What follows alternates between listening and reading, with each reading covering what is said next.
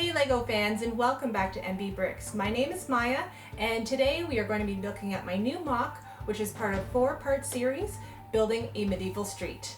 Each section will be on a 48 by 48 base plate and will contain at least one medieval building. If you like medieval builds, don't forget to like, comment, and subscribe below if you haven't already. For part 1, we are going to be looking at my build of a fishery, which includes the dock and the market area in the front. So without further ado, let's dive right in. I started with the basic idea of having the medieval street elevated above a water feature in the front and using the 4 48 by 48 base plates as a layout. The fishery was a great starting point as it allowed me to figure out the height of the elevation to have enough space for a fishing dock as well. I then laid out a basic building shape and planned where I could put a market section, outdoor fishing hut, as well as plenty of space for landscaping and foliage.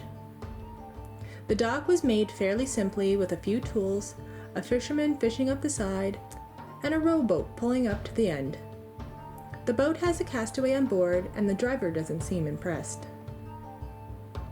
A worn-down path weaves through the landscape, leading to a small market setup for the fishery, using the sail pieces from the Silent Mary ship for the top of the stall. I have used this design once before in my large Greystone Castle MOC. By using muted colors for most of the build, the products for sale really stand out, as well as the colorful trees.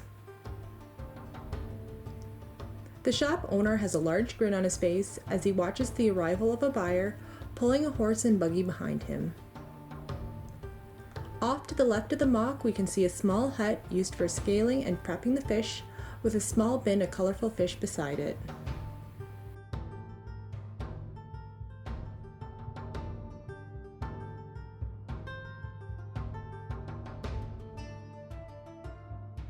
Spinning the MOC around, we can see a completed interior. A large fireplace takes up most of the left wall, as that was the only way to heat dwellings in the medieval times.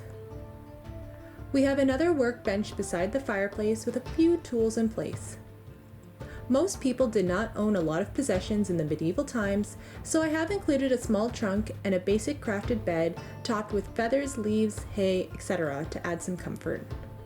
I then used the tan grate style plate pieces on the floor to represent straw strewn about to add some warmth and comfort to the hard rocky floors. I then finished off the interior with a couple of bins of seafood in the front and a lantern in the front hallway to complete the build.